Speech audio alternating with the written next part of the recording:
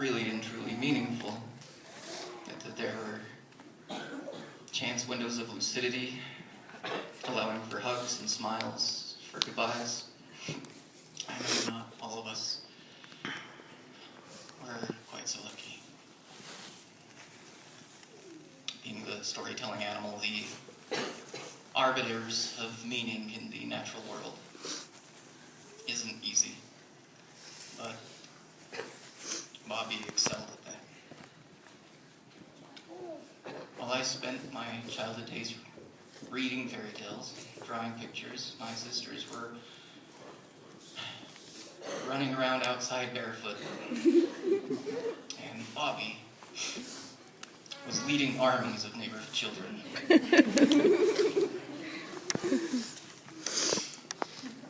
She was forming alliances, building empires, searching for treasure, declaring wars on those she loved best,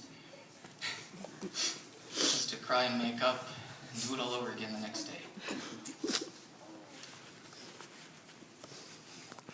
Every day was an adventure to my sister. Epic. When I got older, it would be something that I would learn to envy and respect her for. But when I was younger, I used to show her how much smarter than her I was by trying to think of all kinds of silly ideas I thought she never considered. Once I was pursuing her down the hallway, talking about why there might be multiple universes, and she surprised me when she suddenly spun around. I didn't even think she was listening, and she said, "So there could be lots of me's?" She actually seemed to consider it for a second before she said, in a completely matter-of-fact tone, and I quote, "There's only one of me."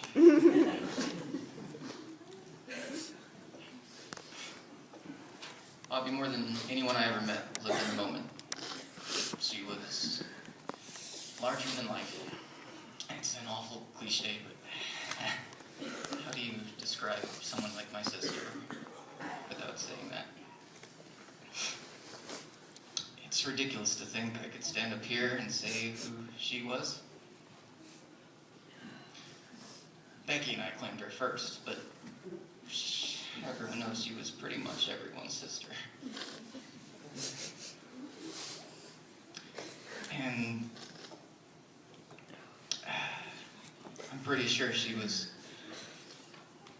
one hell of a daughter, and a cousin, and a granddaughter, and a niece, and for the brief time she was able to be, and in spite of failing health, she was a fantastic mother.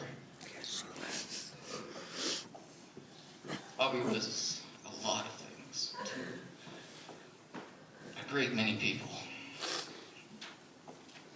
I knew Bobbie, the girl who loved flowers, Bobbie who loved decorating, Bobbie whose parties were legendary, Bobbie the warrior, Bobbie whom you could make feel love to the point of tears just by sketching her portrait, Bobbie who had a tenderness of heart that I sincerely hope someone else can describe to you, because for the life of me, I just don't know how. There was Bobbie who was terrified of ghost stories,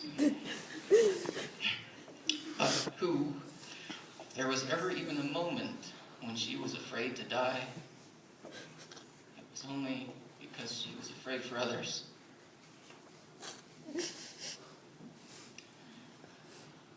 There was Bobbie who, in spite of being a troublemaker and often the prime suspect should cookies go missing or unwrapped presents prematurely peeped, was actually incredibly honest.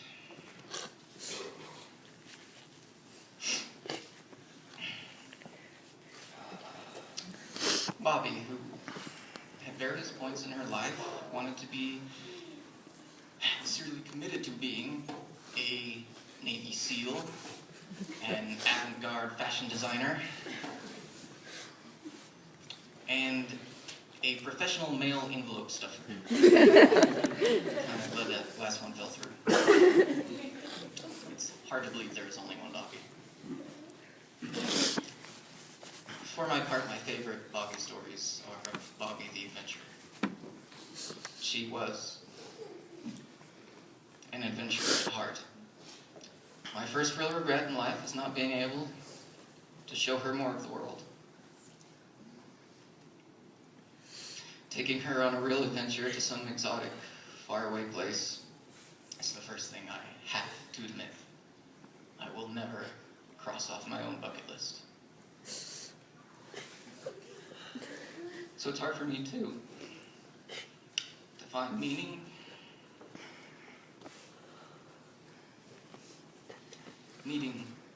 in knowing that someone so large as Bobbie never got to see a whole lot of the world. Never got to spread the vivacity and love that she had for life to other corners of the globe.